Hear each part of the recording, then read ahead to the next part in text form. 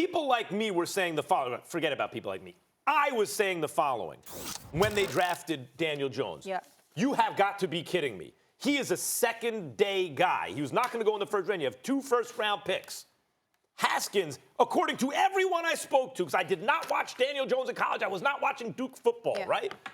According to everyone I spoke to, Haskins was at or near the top of almost every important category when they put their eyeballs, when they scouted him, and Daniel Jones was at or near the bottom, with the exception of mobility for Haskins, who was considered immobile, although not yesterday. And my point was this. Okay, Gettleman, you reached clearly at 6 to take this guy. He better make people think he's going to make the Hall of Fame one day, right? Like, he better be exceptional. Because the argument in football is when you've identified your guy, you can reach for him. It's okay if you think you have your quarterback.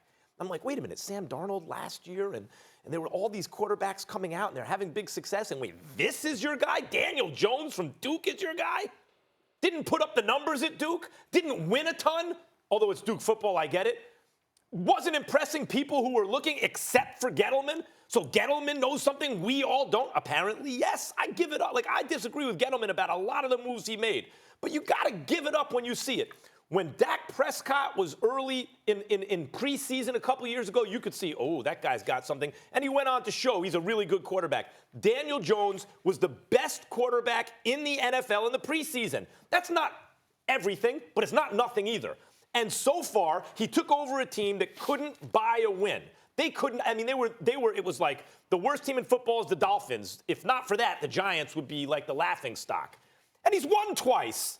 I know it's not against great teams, although Tampa went on and beat the brakes off the Rams. Or beat them at least, put up a lot of points. 55. So I know he threw an interception, this and that. There's growing pains, a young quarterback, but by hook or by crook, when this guy is on the field, they start to score, move the ball.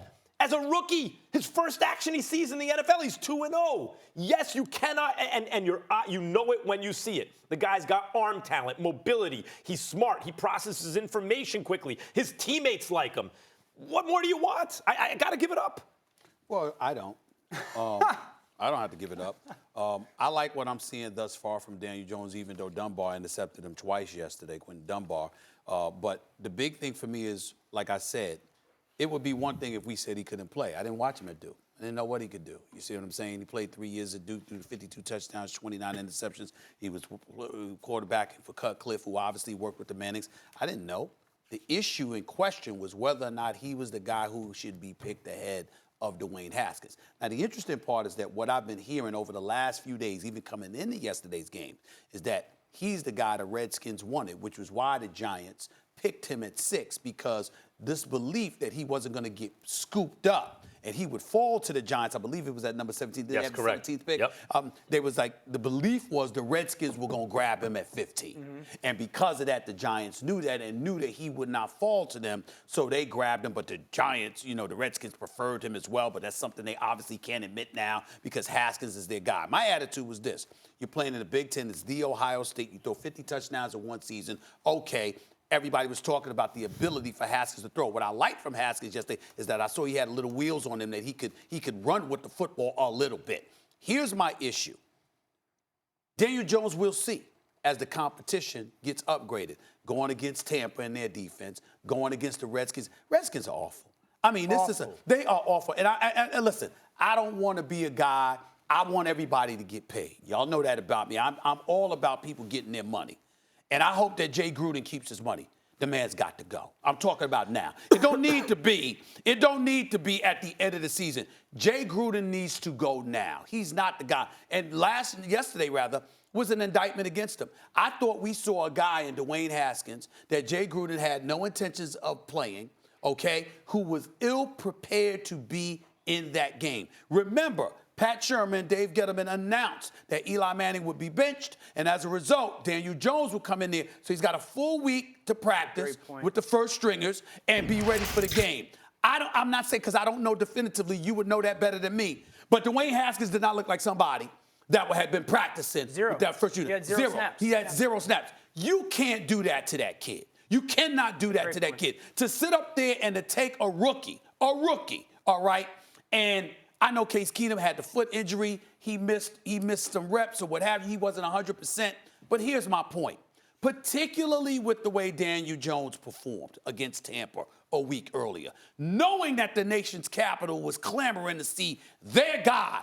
How could you walk into yesterday's game and not make sure this dude had reps with the first team? How could you do that to him? So when I'm looking at it, and all I'm saying is this, Daniel Jones may very well be better than Haskins. He did have 3 years as a starter on the collegiate level, whereas Haskins only had 1.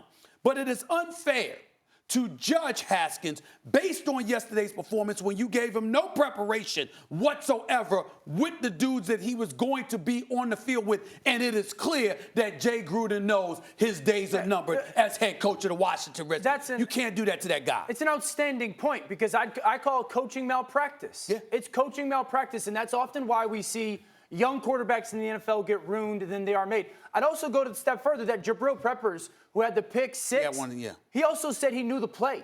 He knew the play was coming. Again, another sign of poor coaching. One of the picks for Haskins goes off. This is the Peppers pick right here. Steps in front of the receiver. And he said that he knew that play was coming. One goes off, Vernon Davis gets picked.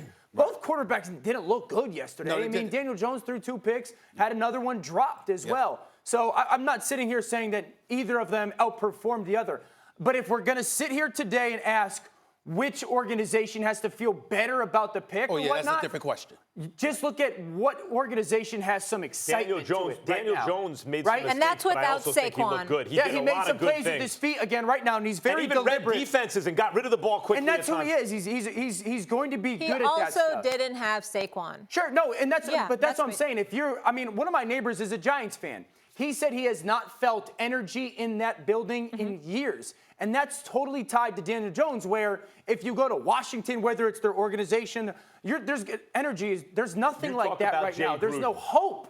Thanks for watching ESPN on YouTube. For more sports highlights and analysis, be sure to download the ESPN app. And for live streaming sports and premium content, subscribe to ESPN+.